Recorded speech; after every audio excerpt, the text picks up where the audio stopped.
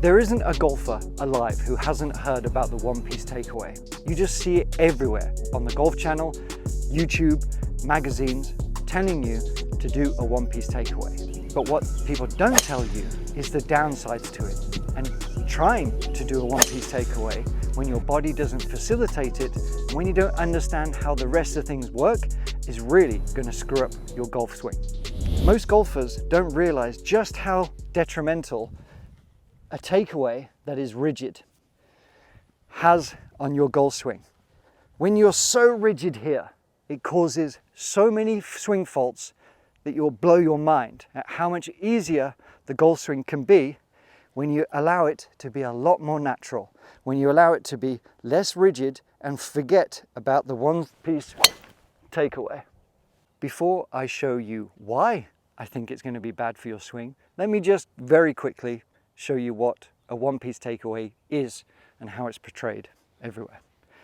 One-piece takeaway, in essence, is trying to move the club, the shaft, the hands, the arms, your sort of torso in perfect unison to get this wide takeaway.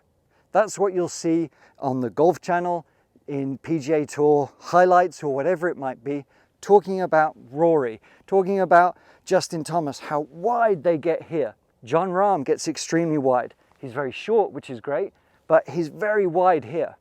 So you think, well, heck, I want to be like them. A one-piece takeaway does give you width, but other things have to facilitate it. Not only is it the timing of this sequence moving as one, it's the weight shift. It's also the hip movement, the pelvis movement. They are all happening at a very specific time, okay? Then the arm hinge happens. But a lot of those movements to happen all at the same time to perfection takes practice. It takes a decent amount of athleticism.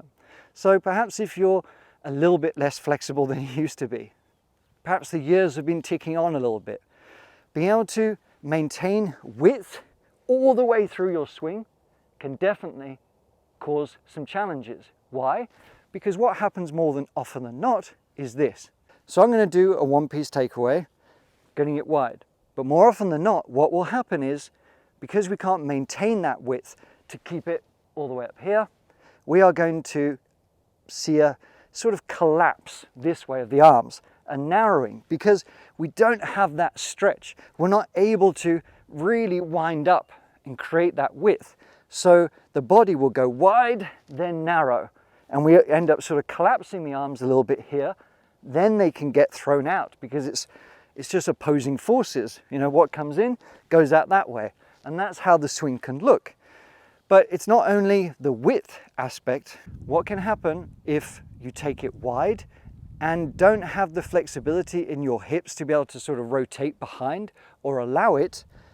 You'll end up getting a sort of reverse tilt this way. Whether I hinge my wrists or not, it doesn't matter, because if I've resisted my lower body, I can end up being a bit like this, so it's like a reverse tilt, and then we're coming way too steep into it. Maybe you recognize that.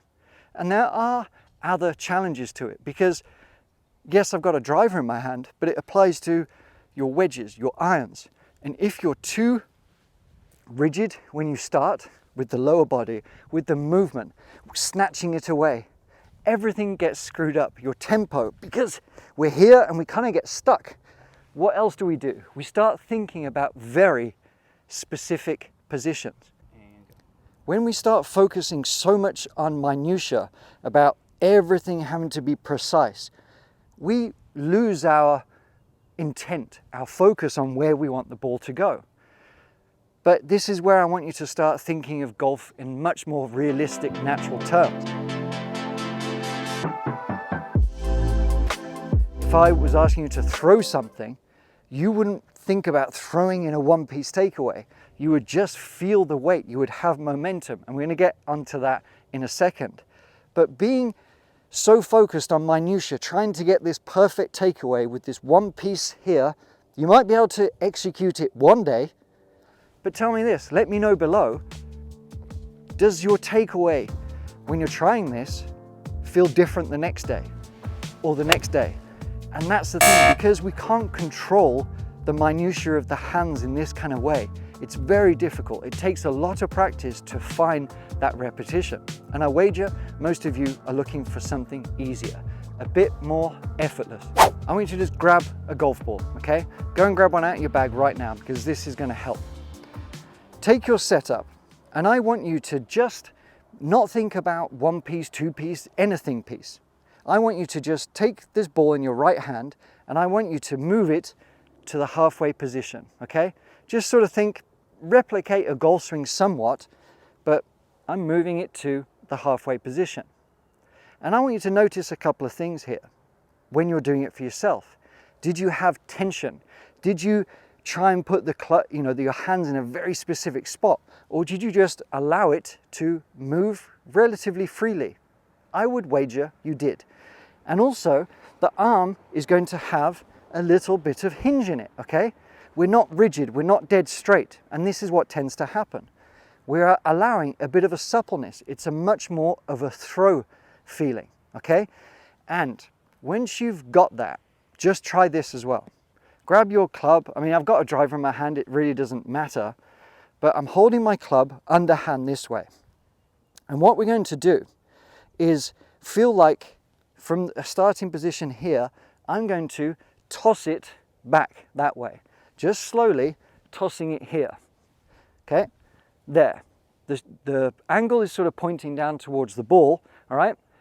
No, we're not talking about specifics too much, but look at the way everything is folding and moving. It's not being thought about what's happening specifically here, here, here, here, here. My objective is just to try and get it somewhere back this way. And what I want you to notice is, whether you've noticed it yet or not, is there is movement. Just by that task alone, there is movement. I actually start the sequence in my feet, in my legs. I'm applying pressure to start the movement. I'm not here going that way, okay? And then sort of turning. It is a natural movement into the feet, tossing it back here. Feeling that elbow slightly hinge. I'm not locked in, and I'm certainly not straight. It's all about being natural, because that's the best way you're going to find repetition and consistency without having to hit thousands of freaking golf balls and without putting strain on your body. After you've played around with those couple of drills to get the sensation, let's make it into a real swing so you can just go out and play, all right? What I want you to do is just take your right hand only, okay? And we're going to have some movement just to make the club point down this way. I've got the butt of the club pointing towards the ball. My arm, my trail arm has sort of flexed a little bit this way, all right? It's not rigid. And what you'll notice is, yes, this might be a position that I want you to focus on, but I have not for 1 second thought really too much about how I'm getting here. Just that task alone is so much more natural because it's more like throwing. I'm opening a door. All right, it's a wonderful little sensation to feel that there's a door in front of you here. I'm holding it by the doorknob and I'm opening it up. Obviously it's on a bit of an angle, but I'm opening up that door. And I'm doing the same. I'm opening up that door. And then from there, that's where my left hand is going to be. But this is giving you the most fluid, repeatable takeaway you can imagine. All right? As you practice this, just with some right hand only, little half swings there, okay? Place the club on the left hand as well. And now we just try and repeat. So you notice there's a very subtle hold, but it's just a throw back this way. And we're not worrying about what's the club face doing, what's my wrist doing, am I getting width enough? It will happen just by allowing it to flow.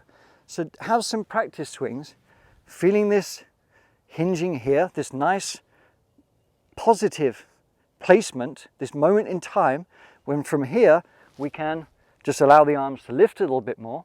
But you notice I don't have restriction and strain. I've got plenty of width, but I'm not doing it like this, okay? It's way more natural, way more easy. So give those a try. Don't be so rigid in your takeaway. Don't worry so much about specific placements from inch to inch to inch. It's just about starting it in motion and getting us in a place that we can launch ourselves from, to be able to get the ground, to be able to get the width. And you don't have to be a super athlete. You don't have to try and practice for hours and hours to get this perfect sort of takeaway. All right, you might see that I have a waggle that's somewhat similar to this, but really it's about just starting the movement. So I'm going to feel this slight sort of hinge here, okay? We're just allowing it to fold. And I extend that to my full swing.